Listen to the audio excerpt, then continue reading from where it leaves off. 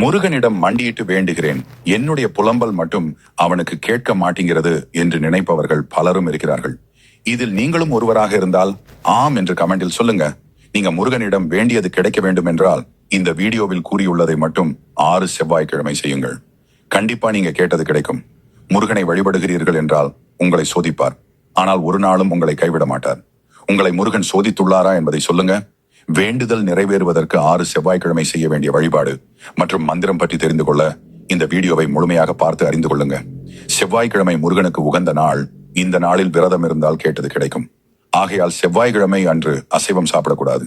உங்கள் வீட்டில் முருகனின் படம், வேல், விக்கிரகம் ஆகியவற்றில் ஏதாவது ஒன்று இருக்க வேண்டும். இல்லை என்றாலும் புதிதாக வாங்கிக் கொள்ளுங்கள். முருகனுக்கு மஞ்சள், குங்குமம் வைத்துக் கொள்ளுங்கள். பூக்களால் அலங்கரித்துக் கொள்ளுங்கள். உங்களால் முடிந்த நெய்வேத்தியம் செய்து கொள்ளுங்கள். உங்களால் ஏதும் செய்ய முடியாது என்றால் வெறும் பால் மட்டும் போதும். முருகனுக்கு உகந்த வெற்றிலை விளக்கு ஏற்றிக் கொள்ளுங்கள். சாம்பிராணி காட்டிவிட்டு தீபாராதனை காட்டிக் கொள்ளுங்கள். பிறகு முருகனிடம் பக்தியுடனும் நம்பிக்கையோடு உங்களின் வேண்டுதலை கூறிவிட்டு அவனிடம் சரணடையுங்கள். அதன் பிறகு முருகனுக்கு உகந்த மந்திரத்தை கூற வேண்டும்.